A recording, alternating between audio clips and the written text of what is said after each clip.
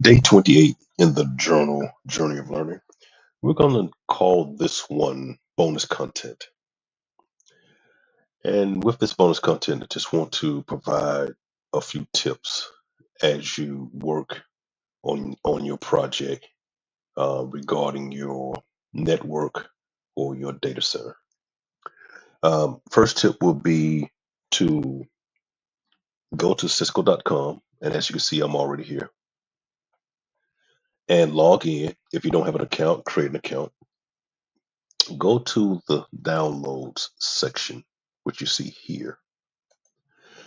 The reason you want to go here is that you want to download the latest iOS for your device. And more than likely, you probably have end of life products, which will not be receiving new updates, but you at least want to upgrade your device with the not necessarily the latest, but the latest possible software that is available for your end of life product. This will address perhaps any bugs, security issues that were discovered and fixed prior to you purchasing your equipment.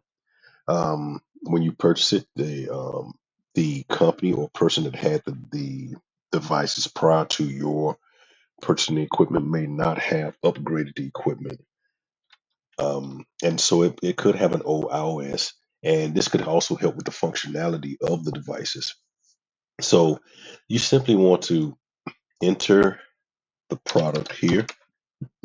So make sure you have the correct model number and name of your particular device. Let's say, for instance, you have this particular switch.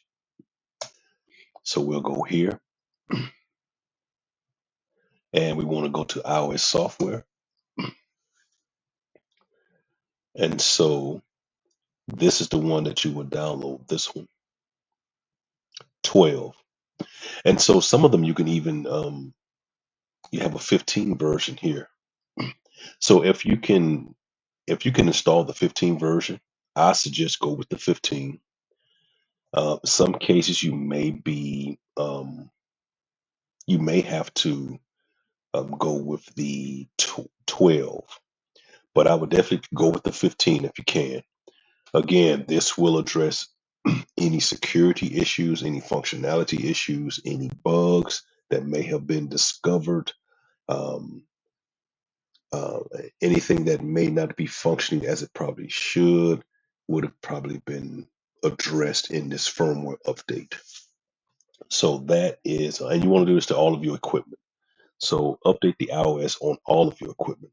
So that is the first of the bonus content.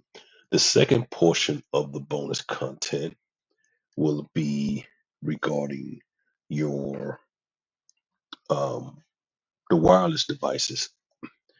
So let me just pull our diagram over. And so you have your wireless controller and you have your wireless access point. If you encounter a problem where your wireless access point would not join your wireless controller, the thing you want to do is to turn off NTP in the wireless controller and then roll it back maybe a couple of years. That should allow the access point to then join. Because what's going to happen is more than likely you probably have a newer, as you can see here, I have a 3502 access point with a 2504 wireless controller. This is a newer model, and it's going to look at that wireless controller and say, hey, this guy's outdated. I'm not going to join to him because he's outdated. And so that's what's taking place. So you want to turn off NTP. You do not want this device to automatically update its date. Um, that will that will cause your wireless access point not to join the controller. And so once you do this, then once you turn off the NTP and roll back the wireless controller, you will see that your access point will join. And so that concludes the two pieces of bonus content that I wanted to offer you.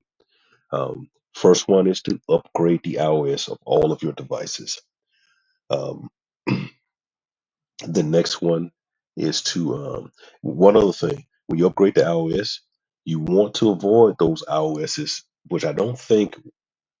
Well, it depends on the model that you purchase. There are some that when you upgrade them, then you have to purchase individual licenses for each feature. That could get pretty expensive.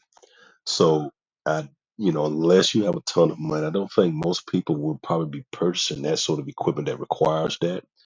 Again, we're mostly going to purchase end of life products um, that we should be able to upgrade to the latest of the 12 generation or the 15 generation. Um, and that second content was regarding the NTP of the wireless controller, which will prevent your newer access points from joining the controller. Thank you for viewing.